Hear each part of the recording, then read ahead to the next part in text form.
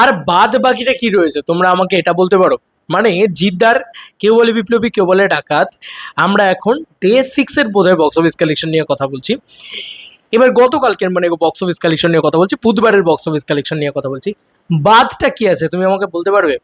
বন্ধুরা, কালকে night show 10টা 30, 10টা 10 এই সময় পর্যন্ত হাউসফুল মেরেছে, ইয়েলো কার্ড মেরেছে। তো এটা তো মানে উইকডেজে অবিশ্বাস্য ব্যাপার। এটা অরিত্রদা নিজের ইয়েতে পর্যন্ত শেয়ার করেছে, মানে কি বলবো, ইউটিউবের কমিউনিটি পোস্টে অলসো। তো এটা একটা বিরাট বিরাট বিরাট বড় বিষয় নয় কি? মানে আজকে উইকডেজে দেখো, নজরুল তীর্থ এসবিএফ এর যেটা রয়েছে, তারপরে আইনক্স, হাইল্যান্ড পার্ক, সব 10টা 30, 10:30 এইরকম শো হাউসফুল মারছে। তো বুঝতে পারছো যে পরিস্থিতিটা কোথায় এবং কি বক্স অফিস কালেকশন আসতে পারে। দেখো, এটা শুধু বক্স অফিসের ভিডিও বলে নয়, আজকে মানুষ এইটা বলছে যে আমি মানে অফিস থেকে এসে সময় খুঁজে পাচ্ছি না, নাইট শো চাইছি। তার মানে মানুষ ওয়ার্কিং ডেতে নাইট শো চাইছে, নাইট শোতে তারা সিনেমাটা দেখতে চাইছে। এরকম ক্রেজ, এরকম রেকর্ড এটা প্রথম বোধহয় বাংলা চলচ্চিত্রে ঘটছে ওয়ার্কিং ডেতে, সো কল্ড ওয়ার্কিং ডেতে, এবং এত ভালো রিভিউ, যে কারণেই কিন্তু এই ঘটনা ঘটছে বলে আমার বিশ্বাস, আমার মনে হয়। সিনেমাটা শুধু কন্টেন্টের জোরে চলছে, সিনেমাটা চলছে জিৎ দ্য স্টারডামের জোরে, এবং জিৎ দ্য স্টারডাম আরও বেশি করে সেই কন্টেন্টটাকে এলিভেট করছে আমার কোথাও গিয়ে মনে হয়। যাই হোক, এবং কালকে কোথায় না কোথায় হাউসফুল মানেনি বলো তো? কালকে বর্ধমান, বাঁকুড়া, বোলপুর ইত্যাদি সমস্ত জায়গাতে হাউসফুল মেরেছে। মানে আমি কিন্তু মানে এমনি এমনি বলছি না, তোমরা অবাক হবে। আসানসোল, বহরমপুর, বর্ধমান, দুর্গাপুর, বাঁকুড়া এ সমস্ত জায়গায় হাউসফুল মেরেছে। এছাড়া হুগলি, কল্যাণী, তার সঙ্গে সঙ্গে তোমার কলকাতা তো রয়েইছে। তো এই যে এত অনসম একটা ব্যাপার, এবার দেখো কলকাতার বুকে তো ছবিটা ফাটছিলই, এটা তো কোনো সন্দেহ নেই, এবং টিকিট সেল ট্রেন্ডিংয়ে চলে এসেছিলো কালকে। ভালো করে লক্ষ্য করবে, কালকে টিকিট সেল ট্রেন্ডিংয়ে থাকে। এবার যখন একটা সিনেমা টিকিট সেল ট্রেন্ডিংয়ে চলে আসে, সেখান থেকেই বোঝা হয়ে যায় যে সিনেমাটার অ্যাডভান্স সেলও ভালো হচ্ছে, মানে বুক মাই শো থেকে বুকিংটা ভালো হচ্ছে, উইথ স্পট বুকিংটা ভালো হচ্ছে। তখন তো কম্বাইন্ড যে বিজনেসটা, সেটা তো মঙ্গল বা সোমবারের থেকে বেশি হবে, এটা তো খুব স্বাভাবিক বিষয়। আর সেটাই হয়েছে কিন্তু ন্যাচারালি। কি হয়, সোমবার যা কালেকশন হয়, মঙ্গলবার তার থেকে একটু কম কালেকশন হয়, বুধবার তার থেকে আরও কম কালেকশন হয়, বৃহস্পতিবার তার থেকে আরও একটু কম কালেকশন হয়, এরকমভাবে চলতে থাকে। শুক্রবার তার থেকে আরও কম কালেকশন হয়, এবং শনিবারে গিয়ে তারপরে আস্তে আস্তে আবার একটা হিউজ জাম্প নেয়, আবার মানে একটা বেসিক জাম্প নেয়, তারপরে রবিবারে আরও বড় একটা জাম্প নেয়, দিয়ে সোমবার আবার কম কালেকশন, তারপরে আরও কম কালেকশন, কম কালেকশন। এরকমই কিন্তু সার্কেলটা হয়। হিন্দি ছবি, সাউথের ছবি, যে কোনো ছবি তুমি দেখে নাও। কিন্তু জিদ্দা তো এক্সেপশনাল না, এক্সেপশনাল কামব্যাক হয়েছে। তো আজকে সোমবারের যে কালেকশন তার থেকে মঙ্গলবারের কালেকশন কিঞ্চিত হলেও বেশি, এবং মঙ্গলবারের যে কালেকশন বুধবারের কালেকশন তার থেকেও বেশি। কেন? টিকিট সেল ট্রেন্ডিংয়ে চলে এসছে কাকা, বুঝতে হবে তো এগুলো।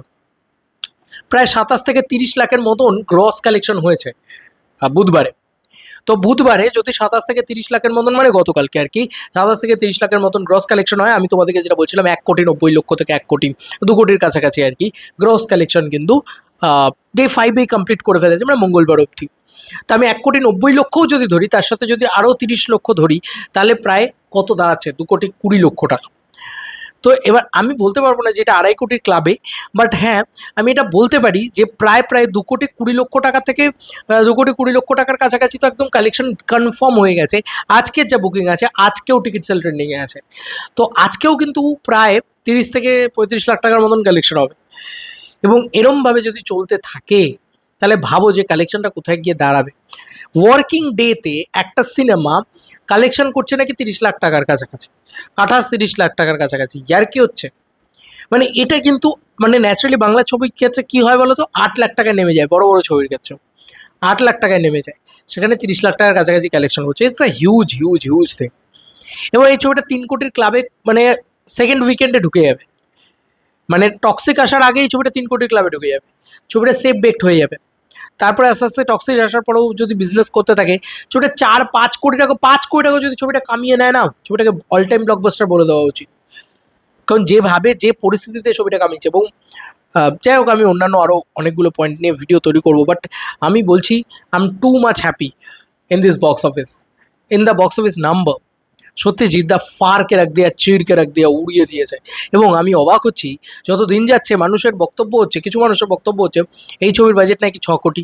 আরে প্রথম তো এই ছবির বাজেট 3 কোটি ছিল, তারপরে বলা হলো 4 কোটি, তারপরে বলা হচ্ছে 5 কোটি, তারপরে বলা হচ্ছে 6 কোটি, এখন নাকি বলা হচ্ছে 7 কোটি টাকা, এরপরে নাকি 8 কোটি টাকা বলা হবে নাকি।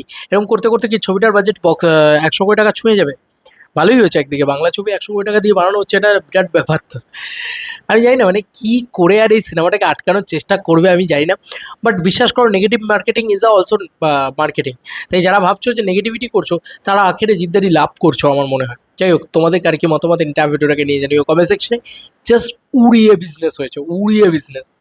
টিকিট সেল ট্রেন্ডিং, তার সাথে গোটা বাংলায় রেসপন্স ভাই।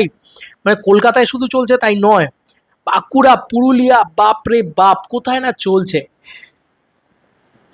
আর লেজেন্ডারি জিদ্দার কামব্যাক, গোটা বাংলায় আবার সাথী জ্বলছে, সাথী সাথী, সেই সাথীর ছেলেটা আবার ফিরে এসছে। তোমাদের কার কি মতামত ইন্টারভিউটাকে নিয়ে জানিও। চলো বন্ধুরা, নতুন কোনো ভিডিওতে দেখা হবে, বাই।